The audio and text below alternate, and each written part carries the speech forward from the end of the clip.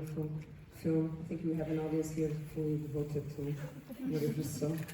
We'll join a big conversation here. I'll just kick it off. Ira, you've been making films since '91. Yeah? Yeah. That's right. And this is your 8th feature. Yes. You do a lot of much of your filmmaking can be defined a bit like actors' films. You go on acting, filming with actors that you appreciate and that you trust and that you respect, I guess. But you very rarely return to them. Maybe to the exception of Alfred Molina and Marisa Tomei, whoever you can think of that I didn't identify. But yet what we see on every time that the film comes from, that is made by you, every time that it comes, with what we witness on screen is a sort of trust and deep synchronity and harmony between the actors. Mm-hmm. So I'm kind of forced to conclude that you're very good at making new families. I hope better than Tomas.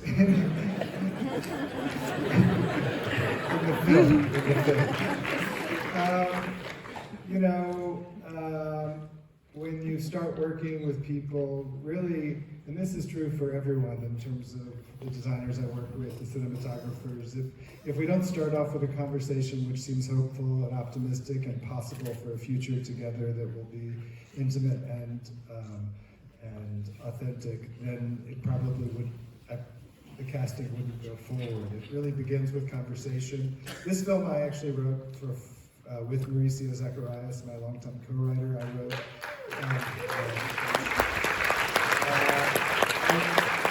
wrote with Franz in mind and as Franz as an inspiration. So, but I've done that before, and sometimes the actors then say no. So you never know how it's going to go. But I will say that I don't cast actors to play roles. I write roles for them, and then I ask them to bring themselves to the production.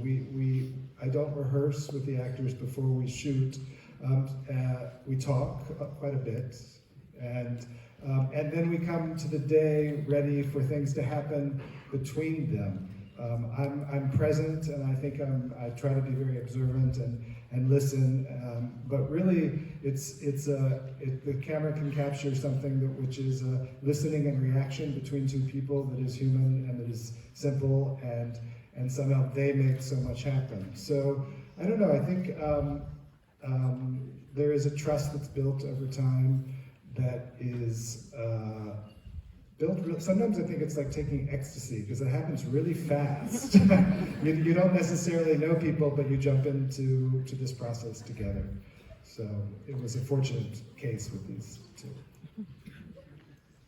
Ben and Franz, do you share Ira's words and feelings? Test. Yes, I do. And Ben, to you? Yes, I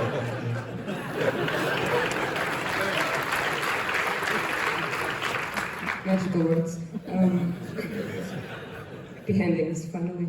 So, no, but I would love if you could develop on how was the process of filming with Ira and appropriating a script and the characters, since it's actually the first time that you both work with Ira, and maybe with each other as well.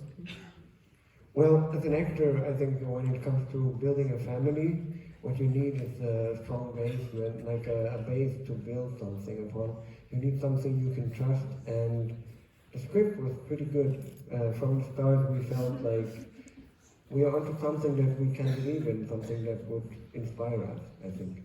And sometimes the scenes might feel pretty improvised or free or real, but I think that has to do with a whole lot of construction that brought these things to life, and a lot of reduction that helped us to overcome the unnecessary, overcome the things that make life sometimes seem rather blurry than clear. And I think for an actor that's very helpful, to get something that already has its own shape and its own breath, and therefore it just needs to be brought to life. And You don't need to defend something, you can become a part of something.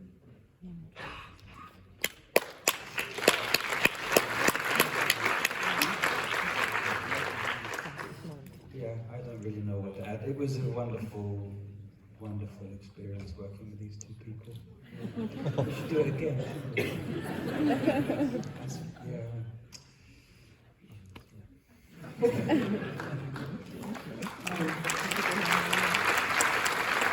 Working with Adele as well.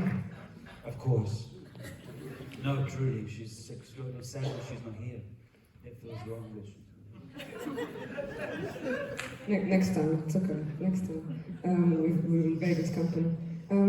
I think Frans touched on a topic that is of quite interest in your cinema, which is the avoidance of drama, or the way that you handle drama. Obviously, this is a film with much of it here, but the way that you do it, in my interpretation, is that you jump the big ring and you jump the small little practicalities of drama between couples, for instance.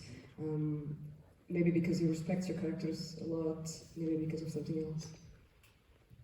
Well, I think I approach the story with a sense of drama. The question is really how do you avoid melodrama? And even though I like melodrama also, but I don't think I make it. And I think partially what I try to do is construct a story in which there is real development, scene by scene, but then the development in a way disappears because you don't, the way the film is shot and the acting style is a kind of realism which hides the construction to some extent, but there is beat by beat a very classic concept of who has what when and who loses what where and what they need and what the obstacles are. So I think it's like building layers and steps, and you gotta get somewhere. That's really the thing with the film, you know, it just slowly, I guess one thing I try to do is I try to disorient the audience to some extent early on, where they are not invited in until time has given them that option. They become part of the film slowly, and hopefully if it works for an audience member, they kind of become part of the scene. They feel a relationship to the actors, which gives them an intimacy with the actors, which the actors are also experiencing with each other. And one last question before we open up, if you don't mind. You've mentioned the actors obviously again, and they need to know how to avoid drama as well, and handle it the way you also expect.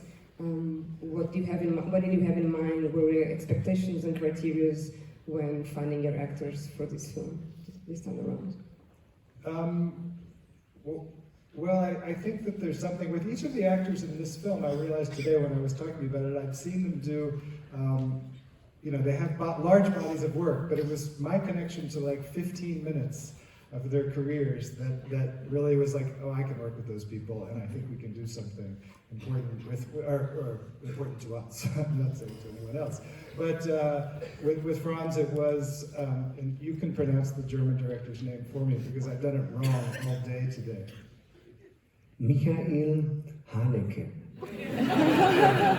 That guy made a film called Happy End, and Franz is in that, and I saw the movie, and I just was mesmerized by the work he was doing in that film, and I decided to write this film for him. For Ben, really the thing that is stuck in my head is a movie called I'm Not There, where he played one of many Bob Dylans, and I just never forgot the scenes that he was in and the kind of transparency and the way that he is both present and also absent in the film. He's someone who carries the scene, and yet you don't know how he's doing it because the work is so fluid.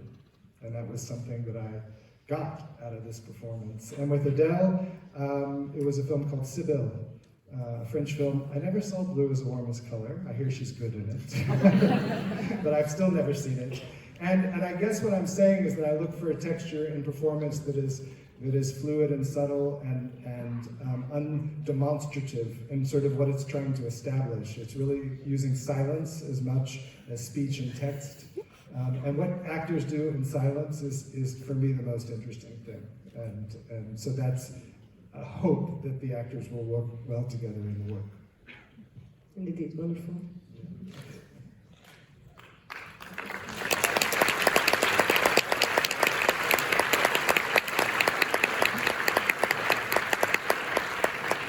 Let's open it up to the audience. Any questions and loves of words of love up there.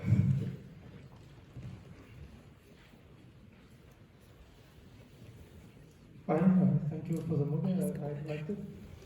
First of all, I wanted to say that I don't think Michael Haneke is German. No, he doesn't sound rude. I thought it was like an awkward silence. So, German anyway, language, no? I've heard it's German language, though. yeah. But, well, I wanted to say, I think that Franz Rogowski's character, Thomas, is like a great cinematic villain. I think he's like a real narcissist and like an emotionally abusive person. Well, at least that's my interpretation, and I've known people like that.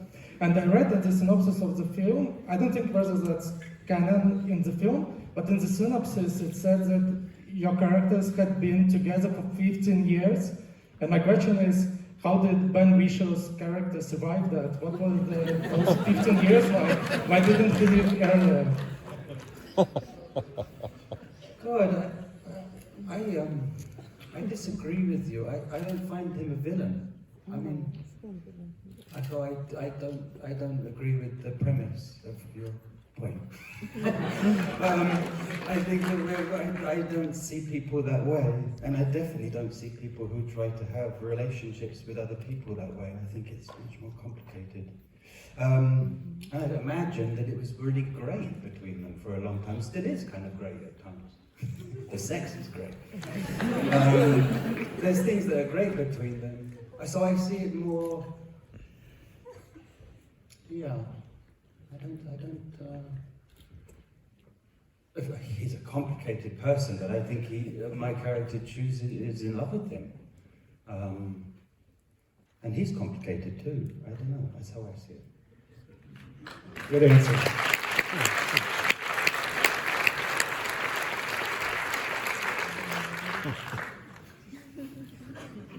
Do I see any other questions? I think now there's one there. Hi. First of all, thanks so much for this complex and moving and challenging film. I'm over here, by the way. I see you looking over there. I think that this film opens up a lot of questions about alternative relationship models, polyamorous relationship models, queer relationship models, which haven't been depicted so much on screen, right? So this particular constellation is not something I'd seen in cinema before. But I was hoping that there would be more discussion among the characters about polyamory and the kind of more consensual, negotiated dynamics of it. Of course, everyone's free to make any kind of film they want to make, but I felt like I was very excited to see this queer relationship model show up on screen, and it seemed that the characters hadn't communicated with each other or reflected on what they were doing to one another. Again, fair enough to depict that, but I was curious about your choice to not have those conversations among the characters. I guess I would say I don't think of the film as a model as much as an exploration of three individuals and the choices they make, sometimes unexpectedly to themselves, with each other. And in some ways the labels of these relationships were not ones that were front and center in my mind, and I didn't feel that they were front and center to the characters either. There was desire, and there was need, and there was decisions that were made. I guess one of the things I like about cinema is the moments in which people make decisions that are turn in a dime. Something happens in just a second. I think of Cassavetes, filled with those kind of moments. And to me, that's the rush of what's happening to these people. And it's not a reflective film. It's not a film about people looking back, is what I would say. And in such, it's not a film about people sort of theorizing on their own behavior and actions.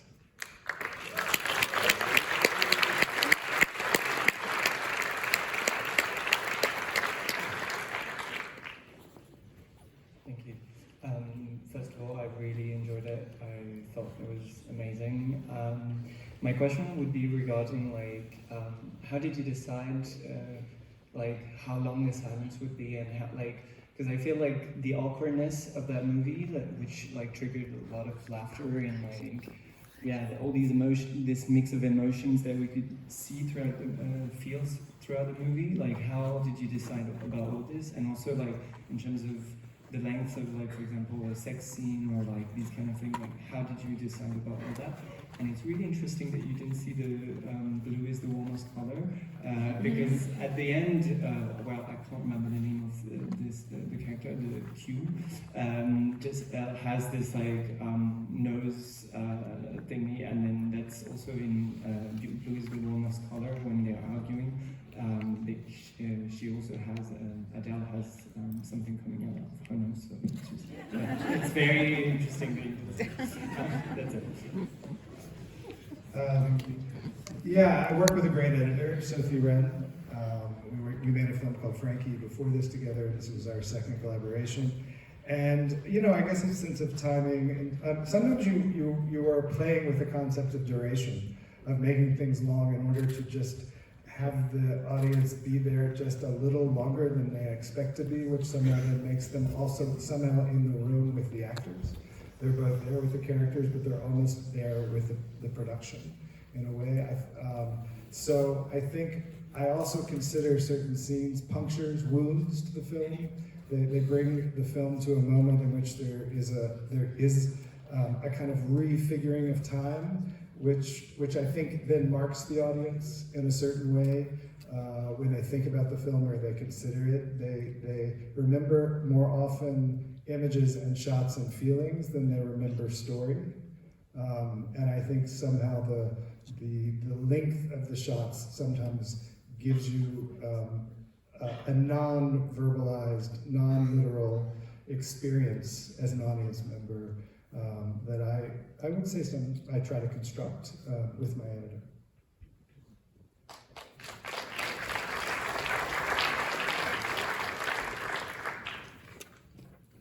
Hi, I wanted to add, I wanted to touch upon the sex scenes, as already mentioned, and also you, Ben, already said that I agree with you. I thought they were amazing, and obviously they make up an integral part of the characters' relationships. And as you probably know, there's a huge debate about intimacy coordination, and it's gaining more and more, room, I'd say. And I wanted to ask if you'd be willing to share how that worked for you on set, if you had an intimacy coordinator, and what it was like for you as the actors, and also for you as the director. Thank you. Well, I think that those scenes are back to that first question of trust, which is built over time. So they're usually not the first scene you shoot. Though someone once told me it was actually really good to shoot those scenes very early, but I didn't do that in this case. And a lot of what's interesting to me about physical, sexual relationships on screen is that it's one of the most improvised areas where you have positions and you have discussed certain things that are physical in terms of being, but then there's a story told in this film within those shots that is really the actors to tell. And I will say that I think these actors tell a story about intimacy that's quite complex. It has phrases, it has periods, it has exclamation points, and that's something that I can't create. It's a kind of I depend on the actors to tell those stories within the story of the shot or the scene. You have anything? Yeah, the intimacy of sex scenes is always challenging. In real life and also in,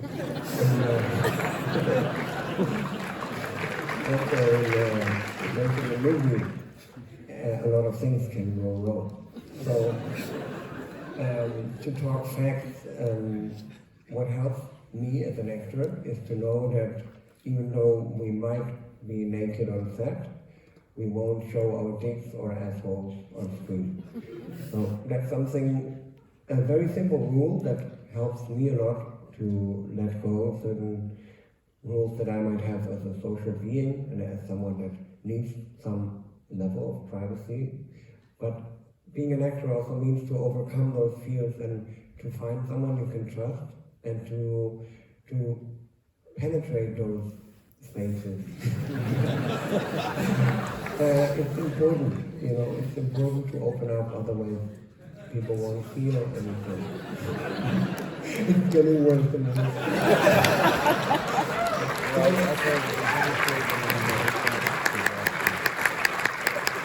So, yeah, I think what is very important is that you know that certain things will be respected whatever happens on set, and that there's a difference between what you do on set and what you show in a movie.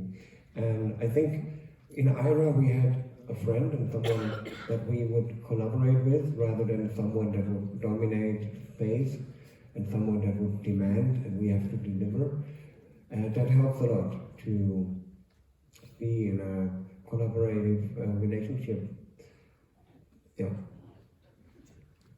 Yes. And we did not have an intimacy coach on this, well, for these things. I think we trusted each other and we were each other's intimacy coaches or something. I don't know. I'm not suggesting that they aren't good, I think they are, but we didn't have one. And yeah.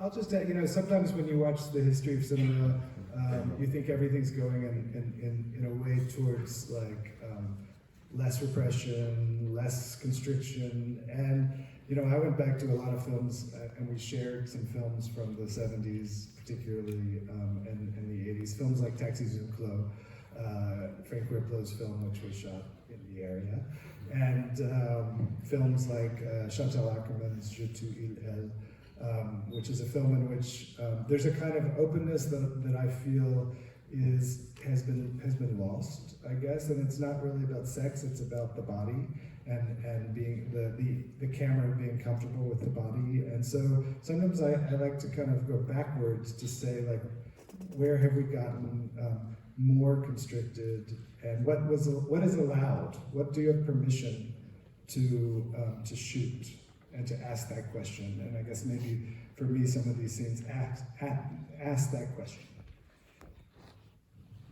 We only have time for one last question here from the front. I'm curious, how did you react to the reactions of the audience? You mean during the screening? Yes.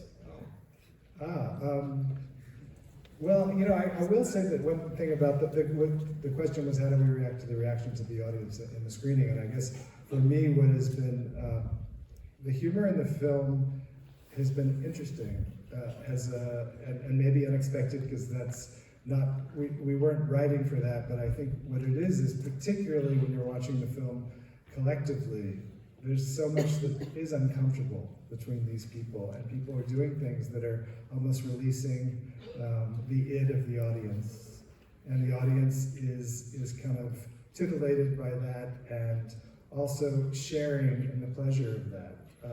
And I think that's partially what the laughing is. It's both an understanding and you know, the character of Tomas is choosing to defy the norms of social behavior. And that's from start to finish. he's doing that, and I think that's part of the reaction that I sense in the audience. For me as an actor, it's always unclear how people might react to the character. I'm also never really aiming for a laughter. I think I'm just trying to be the person that I'm supposed to be in a movie, and try to find reasonable behavior within those boundaries, and something that I can really believe in. Like me personally, I have a lot of, I disagree with Thomas in many ways, but me being Thomas as an actor, I was seriously looking for love. I was looking for intimacy, for tenderness. I wanted to relate to people, but I had a lot of problems also with myself. So yeah, it was hard for me to be sincere, to live with someone respectfully. And I think to see the difference of me trying to be a character and then people seeing it from another perspective is very joyful, and also, and I don't know, I feel thankful that we are all here and we watch this movie together. Thank you very much.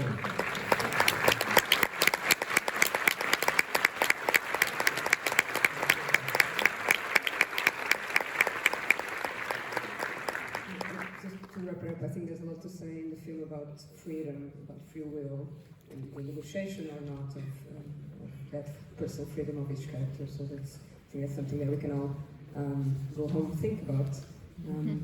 Ben, Franz, and Aaron, it was such a pleasure and an honor to have you here at the Panorama de Berlinale. Thank you so much. Thank you.